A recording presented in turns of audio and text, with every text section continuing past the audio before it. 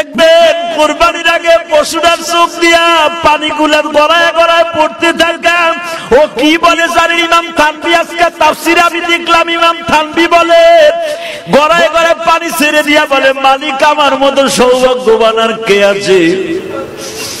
তুমি আমার একটা ভালো লোকের বাড়িতে খরিদ করলা। দেখবেন যে এই পশুগুলো কাঁদে, ওই মালিকের টাকার মধ্যে কোনো ভেজাল নাই।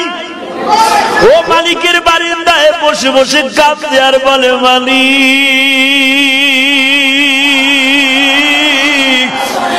আমার ভাষা তুমি আর কেউ বুঝে না, তুমি বুঝাও।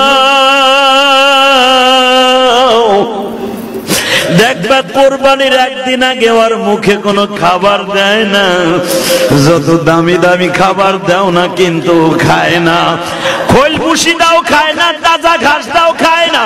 এই জন্য বিশ্ব নবী বলে কোরবানির আগের থেকে তোমরা খাবার দিবা না, কারণ ওর দপ্তরে আল্লাহর সাথে একটা দোস্তি হয়ে যায়, ওর তখন খাবার দেওয়ার দরকার নাই। ওর খাবার গুলা খাওয়াইলে তুমি ধুইতে কষ্ট হবে। আমি নবী বললাম ওরে একদিন রাতের আগে থেকে খাবারটা বন্ধ করে দিও। ও বলে মালিকের কাছে বলে, মালিক আর দুনিয়ার খাবার আমার জন্য নাই, আমি তোমার জান্নাতে দিয়ে খাইতে চাই, কিন্তু আমার কাছে একটা ওয়াদা দিবানি গো মালিক। আমারে যেই টাকা দিয়ে তোমার এই পাগল কিনেছে, এই টাকার মধ্যে যদি ভেজাল থাকে ওর বিচার তোমার আদালতে দিলাম গো আল্লাহ। আর যদি ভেজাল না থাকে আমার পরে সওয়ার করাইয়া তুমি তারে জান্নাতে নিয়ে নিও।